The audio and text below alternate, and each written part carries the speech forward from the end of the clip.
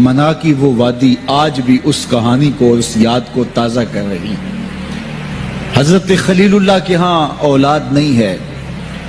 حضرت سارہ کے بعد حضرت ہاجرہ سلام اللہ علیہا سے نکاح فرمایا اور اللہ تعالیٰ نے حضرت ہاجرہ کے بطن سے ایک پیارا بیٹا عطا کیا جس کا نام اسماعیل رکھا۔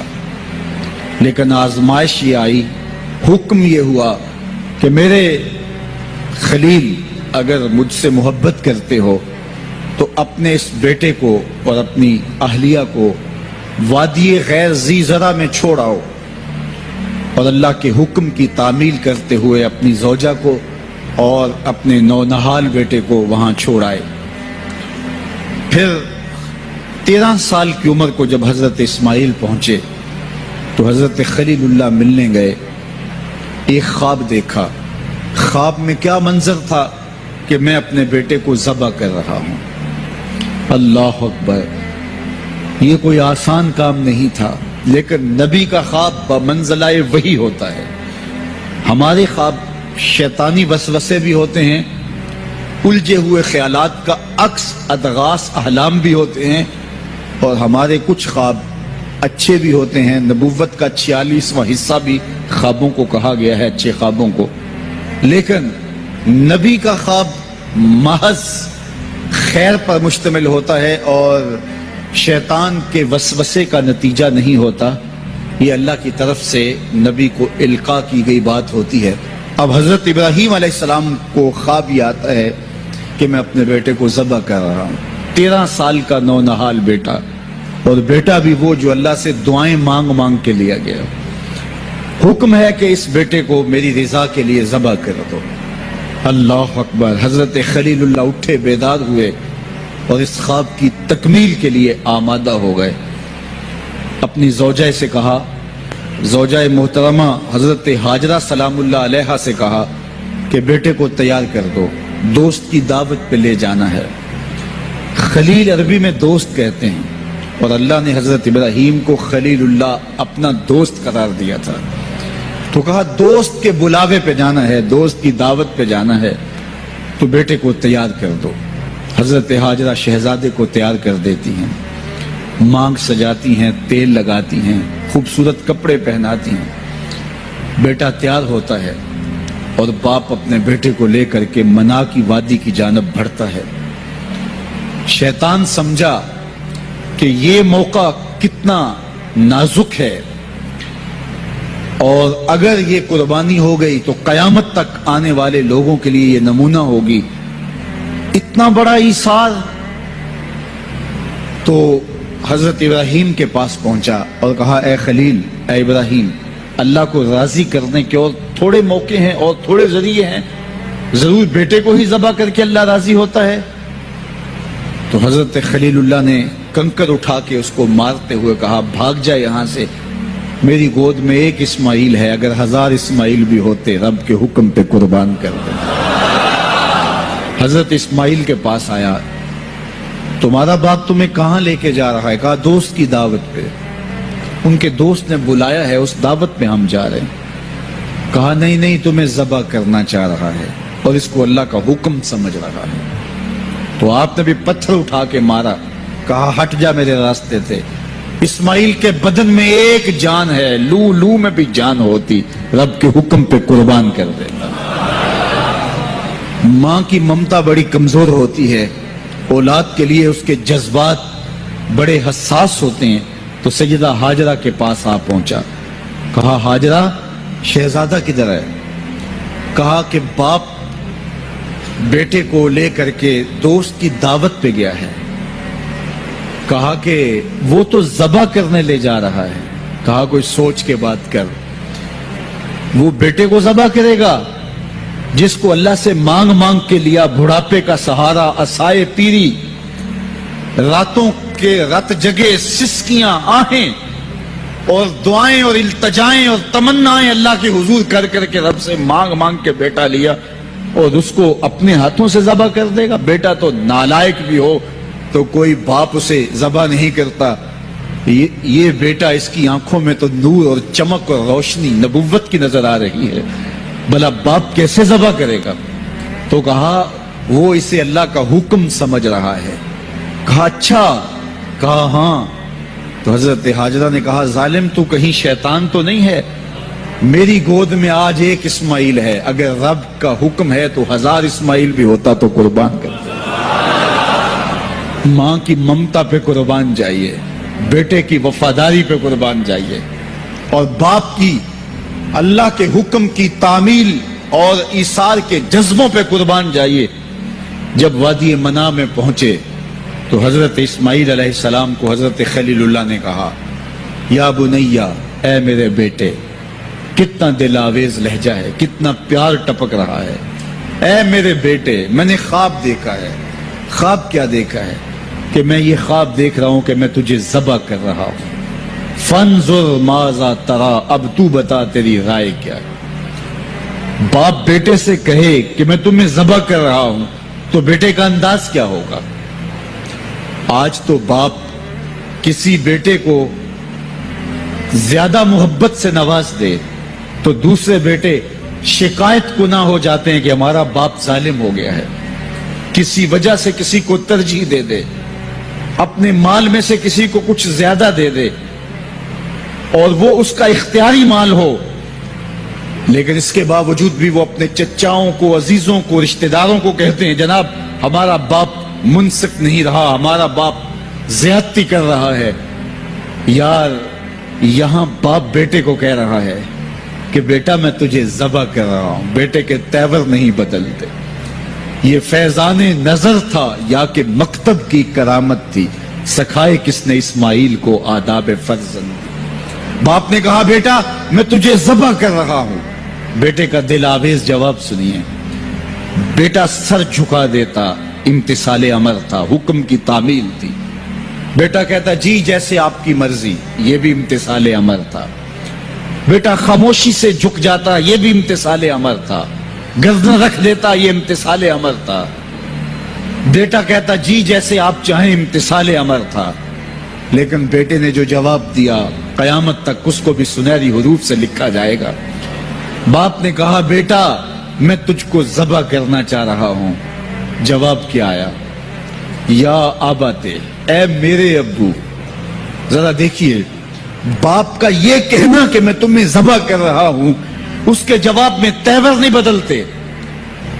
چہرے پر جلال اور غصہ اور عجیب سی کیفیت پیدا نہیں ہوتی کہ میرے باپ آپ کیا بول رہے ہیں. لیکن جب باپ بولا بیٹا میں تجھ کو ذبح کرنا چاہ رہا ہوں تو فرما بردار بیٹا کیا بولتا؟ یا آباتے، اے میرے باپ. اللہ اکبر. تم تو ذبح کرنا چاہتے ہو. یا آبا تفعل ما تؤمر، ابو ذبح کیا ہے، جو کرنا ہے کیجئے. یہ نہیں کہا کہ ذبح کرنا چاہتے ہیں ہاں ذبح کر لیجئے. ذبح کا جواب ذبح سے دینا یہ مکمل فرما برداری تھی. باپ کہتا یا آبا، یا بنیا، اے میرے بیٹے میں نے خواب دیکھا ہے میں تجھے ذبح کر رہا ہوں. تو بیٹا کہتا ہاں مجھے ذبح کر لیجئے. یا آبا تذبح، ہاں مجھے ذبح کر لیجئے. لیکن بیٹا یہ نہیں کہتا کہ ذبح کر لیجئے. ذبح کا جواب ذبح میں نہیں کہا بلکہ جواب 2 قدم آگے بڑھ کے دیا. یا آبا تفعل ما تؤمر، ما میں عموم ہے. ابو ذبح کیا، جو بھی کرنا ہے کیجئے. رہی بات میری گردن پہ چھری چلے گی، بدن تو تڑپے گا، لیکن ستاجدونی انشاءاللہ من الصابرین. میرے رب نے چاہا تو صبر کر کے دکھاؤں گا. اگر رب کے حکم کی تعمیل میں نونہال بیٹے کی گردن پہ چھری رکھنے کا عزم اور ایثار کی یہ کہانی آپ رقم کرنے جا رہے ہیں تو آپ میرا منظر بھی دیکھیں گے کہ میں تڑپوں گا بھی نہیں. یا ابا تفعل ما تؤمر ستجدنی انشاءاللہ من الصابرین. آپ دیکھیں گے میں صبر کر کے دکھاؤں گا. فلما اسلم وتلہ للجبین، قرآن بتاتا ہے جب دونوں راضی ہو گئے. کس بات پہ راضی ہو گئے؟ فلاں نمبر کی گاڑی خرید لیں، فلاں بنگلہ خرید لیں، فلاں فیکٹری خرید لیں. باپ اور بیٹے نے یہ طے کیا نہیں. باپ ذبح کرنے پہ راضی ہو گیا اور بیٹا ذبح ہونے پہ راضی ہو گیا. فلما اسلم، ایک تو ہمارا اسلام ہے، یہاں دیکھو ان کا اسلام. الاسلام گردن نہادن. اسلام کا معنی یہ ہے گردن رکھ دینا. اپنی مرضی چھوڑ دینا. فلما اسلما، جب دونوں نے گردنیں رکھ دی، دونوں نے اس جو ہے وہ یہ طے کر لیا، باپ نے ذبح کرنے کا طے کر لیا، بیٹا نے ذبح ہونے کا طے کر لیا. وَتَلَّهُ لِلْجَبِينِ، اور باپ نے بیٹے کو پیشانی کے بل لٹایا. اس پر دو قول ہیں. تَلَّهُ لِلْجَبِينِ، پیشانی کے بل یوں لٹایا کہ الٹا لٹایا تاکہ پیچھے سے ذبح کریں، بیٹے کا من منہ چہرہ سامنے نہ ہو، ذبح کرنے میں رکاوٹ نہ بن جائے. کوئی بیٹا معمولی تو نہیں، اس کی پیشانی میں نبوت کے اجالے چمک رہے. تو بیٹے کو لٹا دیا اور الٹا لٹایا. تَلَّهُ لِلْجَبِينِ، پیشانی کے بل لٹایا. لیکن مفسرین کی ایک جماعت نے کہا نہیں، الٹا نہیں لٹایا. تَلَّهُ لِلْجَبِينِ کا معنی کیا ہوا؟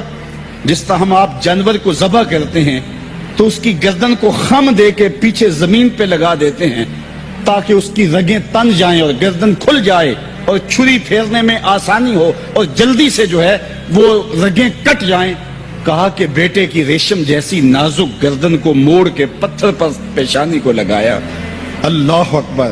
بیٹے کو رسیوں سے باندھا ہوا تھا اور اپنی آنکھوں پہ پٹی باندھی ہوئی تھی، اور یہ بیٹے نے کہا تھا ابو مجھے رسیوں میں جکڑ لے، شدت کی درد ہوگی، کہیں تڑپ نہ جاؤں، اور ایسا نہ ہو کہ رب کے حکم کی تعمیل میں آپ کو تاخیر نہ ہو.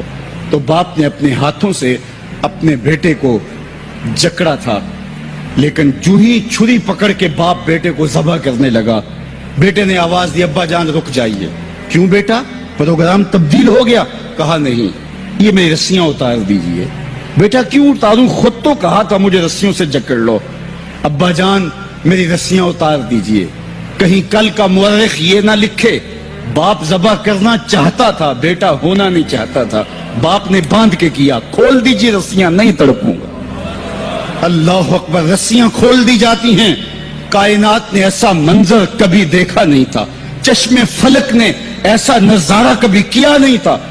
منا کی وادی ہے، فولاد جیسے پگھلے ہوئے پہاڑ ہیں، آسمان سے فرشتے بھی جھک جھک کے حورے غلمان اور رضوان جنت بھی دیکھ رہے ہیں. مالک قیامت آنے والی ہے. کہا فرشتوں تم نے کہا تھا انسان کو خلیفہ بنایا جا رہا ہے، یہ تو لڑائی کریں گے، سجدے تو ہم کریں گے، ذرا میرے بندے کی اس انوکھی ادا کو بھی تو دیکھو. لاؤ سارے سجدے، اپنے قیام لاؤ، اپنے رکوع اور اپنے سجود لاؤ اور میرے بندے کے اس جذبہ ایثار کے مقابلے میں رکھو. اللہ اکبر. حضرت خلیل اپنے نونہال بیٹے کو فلما اسلما وتلہ للجبین، قرآن نے منظر نگاری کی ہے کہ جب باپ بیٹا راضی ہو گئے، باپ ذبح کرنے پہ راضی ہو گیا.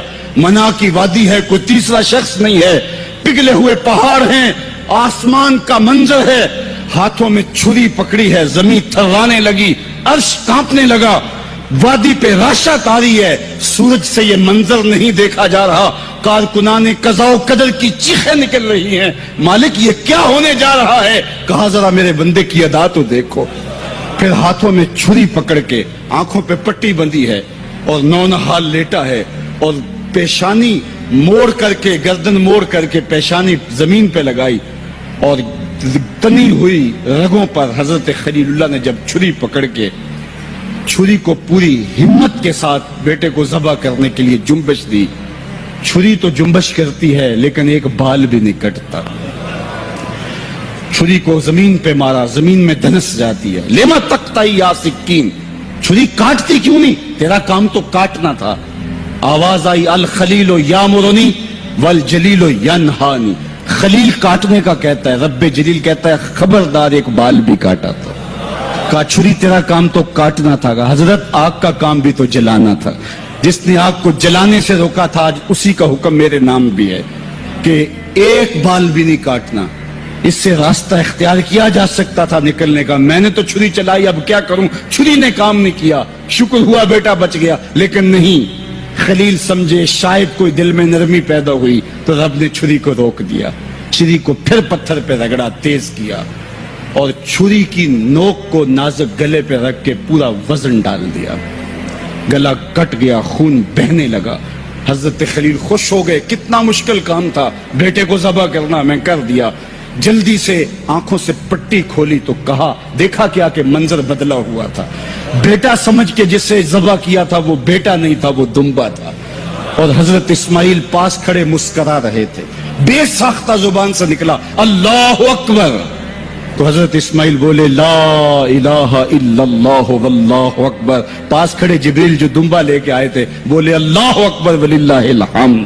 ادھر سے آواز آئی وَنَادَيْنَاهُ أَن يَا إِبْرَاهِيمُ قَدْ صَدَّقْتَ الرُّؤْيَا إِنَّا كَذَلِكَ نَجْزِي الْمُحْسِنِينَ. ادھر سے آواز آئی جس سے پہاڑ کی وادی گونجنے لگی اے ابراہیم تو نے واقعی خواب پورا کر دکھایا. وَنَادَيْنَاهُ. سب مترجمین نے اس کا ترجمہ یہ کیا ہے واو حالیہ ہے, یہ طلباء جانتے ہیں. اس حال میں ہم نے ندا دی. حال کیا تھا کہ دمبا ذبح پڑا ہوا تھا, حضرت اسماعیل مسکرا رہے تھے, جبریل پاس کھڑے تھے. جبریل کا پاس کھڑا ہونا اس بات کی دلیل تھی کہ یہ دمبا وہ لے کے آئے ہیں, اور ان کا مسکرانا یہ ساری کہانی بتا رہا تھا. تو حضرت ابراہیم علیہ السلام نے جب یہ منظر دیکھا تو یقین تو ہو گیا کہ یہ رب کی طرف سے انتظام ہے, جبریل لے کے دمبا کھڑے ہیں. تو یہ یقین تو تھا, لیکن مزید تیقن پیدا کرنے کے لیے اللہ کی وحی اترنے لگی اور حضرت خلیل کا دل باغ باغ ہو گیا. وَنَادَيْنَاهُ. اس حال میں جب دمبا ذبح پڑا تھا اسماعیل خوش کن مسکرا رہے تھے, خوبصورت ہنسی ہنس رہے تھے, مسکرا رہے تھے, اور حضرت جبریل بھی مسکرا رہے تھے. تو اس حال میں ہم نے ندا دی ابراہیم تو نے واقعی خواب پورا کر دکھایا. سب نے یہ ترجمہ کیا اس حال میں ہم نے ندا دی, کیونکہ واو حالیہ ہے. لیکن ٹھنڈ نہیں پڑتی تھی. ٹھنڈ تب پڑی جب کنز الایمان کھولا. تو میرے امام نے اس کا جو ترجمہ کیا آپ اشش کر اٹھیں گے. سب نے کہا اس حال میں ہم ندا دی کہ اے ابراہیم تو نے واقعی خواب پورا کر دکھایا. لیکن اعلیٰ حضرت جنہوں نے قرآن کا ترجمہ ہی نہیں کیا, قرآن کی ترجمانی بھی کی ہے, انہوں نے اس کا ترجمہ کیا وَنَادَيْنَاهُ أَن يَا إِبْرَاهِيمُ. اے مخاطب اس موقع کا حال نہ پوچھ جب ہم نے ندا دی. پھر کیا عالم ہوا کہ جب ہم نے آواز دی, یقین تو پہلے ہی پیدا ہو چکا تھا, لیکن جب وادی وحی کے اجالوں سے چمکنے لگی اور ہر سمت وحی کا نور پھیل گیا, پھر کیا حال ہوا حضرت خلیل کا. اے مخاطب پھر اس موقع کا حال نہ پوچھ جب ہم نے ندا دی اے ابراہیم تو نے واقعی خواب پورا کر دکھایا. اِنَّا كَذَلِكَ نَجْزِي الْمُحْسِنِينَ. ہم نیکوکاروں کو یوں ہی جزا دیتے ہیں. ہم آپ کا بیٹا تو نہیں لینا تھا, بس ابراہیم تیرا امتحان پورا ہو گیا, تو نے امتحان میں 100 نمبر لے لیے, سرخرو ہو گیا, کامیاب ہو گیا. یہ تماشائے لبے بام تو نہیں تھا, یہ کوئی آسان کام تو نہیں تھا. اللہ اکبر. فرمایا ہم نے اس کو پچھلوں کے لیے سنت کے طور پہ باقی رکھا. سلام علی ابراہیم. ابراہیم تیرے اوپر سلام. آج اسی منسک پہ, اسی قربان گاہ پہ 40 لاکھ حجاج کرام قربانیاں پیش کرتے ہیں. کوئی 2 قربانیاں, کوئی 5 قربانیاں, بعض 100 اونٹ پیش کر رہے ہوتے ہیں. اللہ اکبر. صدیاں گزر گئیں. یہ تو صرف منا کی قربان گاہ ہے. پوری دنیا پہ پھیلے ہوئے مسلمان اس دن جانور ذبح کر رہے ہوتے ہیں. عید کے دن قریب آتے ہیں تو میں گزرتا ہوں سڑکوں, بازاروں اور گلیوں سے, ہر سمت لوگ موٹے تازے جانور لیے گھوم رہے ہوتے ہیں, اور سڑکوں کے اوپر جانوروں کے جو ہیں وہ ٹھٹ لگے ہوئے ہوتے ہیں. تو میری زبان سے بے ساختہ یہی جملے نکلتے ہیں سلام علی کرتا ہے. لیکن جناب ابراہیم کہتے ہیں کہ ان تماثیل کے آگے تم آسن مارے بیٹھے ہو جو اپنا دفاع بھی نہیں کر سکتے اور اپنی ضرورت کی تکمیل بھی نہیں کر سکتے, تمہاری ضرورتوں کو کیسے پورا کریں گے؟ تو یہ میرے رب نہیں ہو سکتے. شمس و قمر کو, چاند کو, سورج کو, ستاروں کو پوچھتے ہو, اچھا یہ چاند یہ ستارے رب ہے. تو جب ڈوب گئے تو کہا کہ جو ڈوبنے والے ہیں وہ میرے رب تو نہیں ہو سکتے. مجھے رب کی ضرورت پڑ جائے, رب ڈوبا ہوا ہو تو مجھے تو وہ چاہیے جو ہر وقت حاضر ہو. تو میں تو اس رب کی پوجا نہیں کر سکتا. یہ ان کے شعور کا امتحان تھا اور اس شعوری امتحان میں پورے نکلے. پھر اس کے بعد اگلا امتحان تھا کہ وہ اس شعور کو بیان کرنے کی طاقت بھی رکھتے ہیں کہ نہیں. پھر بت کدا ٹوٹتا ہے, نمرود کا دربار سجتا ہے, اور وہاں جو خطبہ حضرت ابراہیم نے دیا زمانے نے سنا. جب کلہاڑا اس بڑے بت کے کندھے پہ رکھ دیا اور باقی سارے بتوں کا تیا پانچا کر کے رکھ دیا, جب وہ میلے سے واپس آئے تو ابراہیم بڑی بے نیازی سے بولتے ان کے بڑے نے کیا ہوگا, دیکھو اسلحہ تو اسی کے کندھے پر ہے. تو وہ کہنے لگے ابراہیم تو جانتا ہے یہ بولتے نہیں ہیں. اور حضرت ابراہیم یہی تو لانا چاہتے تھے. پھر جو خطبہ دیا، اُفِّل لَکُمْ وَلِمَا تَعْبُدُونَ مِن دُونِ اللَّهِ أَفَلَا تَعْقِلُونَ، افسوس ہے تمہارے اوپر اور افسوس ہے ان پر جن کو تم اللہ کے علاوہ پوجتے ہو۔ افلا تعقلون، تمہاری کھوپڑی میں دماغ نہیں ہے۔ اور پھر اللہ کی توحید کا بیان فرمایا۔ پھر اس کے بعد جان کا امتحان آیا، تو پھر جلتے ہوئے شعلوں کے اندر جس طرح ہنس کے داخل ہوا پیغمبر، یہ الگ اور نرالی شان تھی۔ نمرود نے سوچا تھا جل کے راکھ ہو گیا ہوگا چخا میں، لیکن 40 دن کے بعد جب آگ بجھتی ہے تو حضرت ابراہیم انگاروں سے چلتے ہوئے یوں باہر آتے ہیں جس طرح پھولوں پر کوئی نازنین چل کے آ رہا۔ پھر 87 سال عمر ہے، اللہ تعالیٰ پھر حضرت ہاجرہ کے بطن سے حضرت اسماعیل کی صورت میں اولاد عطا کرتا ہے۔ اب اتنی بڑھاپے کی عمر میں اولاد نصیب ہو تو انسان کا جی چاہتا ہے سارے کام کاج چھوڑ کے گھر بیٹھ جاؤں اور میں اپنی اولاد کے چہرے کی بلائیں لوں، لیکن حکم ہوتا ہے اپنی زوجہ کو بھی اور اپنے نو مولود بیٹے کو بھی ایسی وادی میں چھوڑاؤ جہاں کوئی سبزہ بھی نہیں ہوگا۔ اللہ اکبر۔ پھر اسماعیل علیہ السلام کی ایڑیوں کے رگڑنے سے زمزم جاری ہوتا ہے۔ اب ذرا دیکھیے، ایک ایسا امتحان آتا ہے اگر کو ہمالیہ پہ بھی ڈال دیا جاتا اس کا پتا بھی پانی ہو جاتا۔ فلما بلغ معہ السعی، جب وہ ان کے ساتھ چلنے پھرنے کے قابل ہوا۔ ابراہیم علیہ السلام خواب دیکھتے ہیں، اور خواب کیا دیکھتے ہیں کہ میں بیٹے کو ذبح کر رہا ہوں۔ فلما اسلما، جب دونوں راضی ہو گئے، باپ ذبح کرنے پہ اور بیٹا ذبح ہونے پہ۔ اب باپ کی آنکھوں پہ پٹی بندھی ہے، ہاتھ میں چھری ہے، 100 سال کا بوڑھا باپ، جبل سبیر کا دامن، منع کی وادی، کارکنان قضاء و قدر دم بخود ہیں، شمس و قمر، یہ منظر آج سے قبل انہوں نے نہیں دیکھا تھا، اور سورج بادلوں کی اوٹ میں منہ چھپانے کی کوشش کر رہا ہے کہ یہ منظر مجھ سے نہیں دیکھا جائے گا۔ حوروں کی چیخیں نکل رہی ہے، کائنات تھرا رہی ہے، مالک قیامت آنے والی۔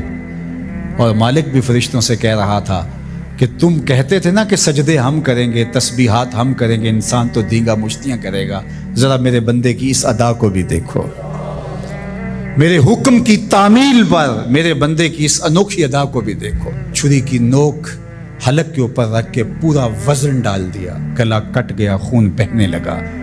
ابراہیم علیہ السلام ایک عجیب کیفیت میں، کیا کیفیت ہو سکتی ہے میرے پاس تو لفظ نہیں ہے۔ اللہ اکبر۔ جلدی سے جو ہے وہ آنکھوں سے پٹی کھولتے ہیں تو دیکھتے ہیں کہ منظر بدلا ہوا ہے۔ بیٹا سمجھ کے جس کو ذبح کیا وہ تو دمبا تھا، اور اسماعیل علیہ السلام پاس کھڑے مسکرا رہے ہیں، اور پاس حضرت جبریل امین بھی کھڑے ہیں۔ یہ اس بات کا عملی ثبوت ہے یہ وہ دمبا لے کے آئے۔ تو بے ساختہ جناب ابراہیم علیہ السلام کی زبان پر جو لفظ آیا وہ یہ تھا، اللہ اکبر، اللہ اکبر۔ تو حضرت اسماعیل بولے لا الہ الا اللہ واللہ اکبر۔ پاس کھڑے جبریل بولے اللہ اکبر وللہ الحمد۔ اللہ نے کہا اے ابراہیم تمہاری قربانی کی سنت کو بھی قیامت تک جاری رکھیں گے، تمہاری زبانوں سے نکلے ہوئے جملے بھی مرنے نہیں دیں۔ وَنَادَيْنَاهُ أَن يَا إِبْرَاهِيمُ قَدْ صَدَّقْتَ الرُّؤْيَا إِنَّا كَذَلِكَ نَجْزِي الْمُحْسِنِينَ۔ اس حال میں ہم نے ندا دی ابراہیم تو نے واقعی خواب پورا کر دکھایا۔ إِنَّ هَذَا لَهُوَ الْبَلَاءُ الْمُبِينُ۔ اللہ فرماتا ہے یہ بہت بڑا امتحان تھا، یہ چھوٹا امتحان نہیں تھا۔ اور پھر میرا رب ہو کے کیا کہتا ہے، سلام علی ابراہیم، اے ابراہیم تیرے اوپر سلامتیاں نازل ہو۔ اللہ اکبر۔ پرسوں بھی میں کسی منڈی کے قریب سے گزرا، کہتے ہیں اس علاقے کی سب سے بڑی منڈی ہے، تو ہزاروں جانور، ہجوم محبت، اور سڑکوں پر، گلیوں میں، بازاروں میں کوئی یہاں گائے لے کے جا رہا ہے، کوئی بیل، کوئی اونٹ اٹھا کے لے کے جا رہا ہے، تو بے ساختہ میری زبان سے یہی نکلتا ہے سلام علی ابراہیم، ابراہیم تیرے اوپر سلامتیاں نازل ہوں۔ اللہ اکبر۔ اور اس قربان گاہ پر، جس قربان گاہ پر حضرت اسماعیل کو لے کر کے چلے تھے، منع کی وادی میں جبل سبیر کے پاس، وہاں 25 لاکھ حجاج جانور ذبح کریں گے، تو منع کی وادی اس گونج سے منور ہوگی، آواز آ رہی ہوگی سلام علی ابراہیم، ابراہیم تیرے اوپر سلامتی۔ ابراہیم علیہ السلام نے چھوٹا کام نہیں کیا، بہت بڑا کام کیا، لیکن میرے رب نے بھی پھر جو اعزاز دیا، جو تکریم دیا، عرض کی گئی یا رسول اللہ یہ قربانیاں کیا ہیں؟ فرمایا تمہارے باپ ابراہیم کی سنت ہے، قیامت تک وہ نقشہ ہماری آنکھوں کے سامنے رہے گا، اور لوگ اپنے قیمتی متاع کو اس طرح قربان کرتے رہیں گے۔ ہمارے ایک بزرگ فرمایا کرتے تھے کہ ہر بندے کا کوئی نہ کوئی اسماعیل ہوتا ہے، جب تک وہ اپنے اسماعیل کی گردن پر چھری نہیں رکھتا رب کا قرب نصیب نہیں ہوتا۔ تو اپنی عزیز ترین متاع اللہ کی راہ میں قربان کرنے کا موقع آ جائے، وہ جان ہو، وہ اولاد ہو، وہ مال ہو، وہ منصب ہو، جب حالات تقاضا کریں اور آپ کو لگے کہ میرے مالک کا مجھ سے یہ تقاضا ہے، تو راہ خدا کے اندر قربان کرنے کا جب یہ جذبہ اس لیول تک پہنچ جائے تو پھر آپ اس نور سے مالا مال ہوتے ہیں، اس فیض سے فیض یاب ہوتے ہیں۔ ہمارے لیے یہ واقعات اس لیے رکھے، ہم تو چھوٹے چھوٹے امتحانوں سے ڈر جاتے ہیں، ہمیں بڑے امتحان بھی دینے پڑے تو ہمارے بڑوں کی سیرت یہ ہے کہ ہم کشادہ دلی کے ساتھ، خوش دلی کے ساتھ ان امتحانوں سے گزریں، پھر ہمارے رب کی رحمتیں اور کرم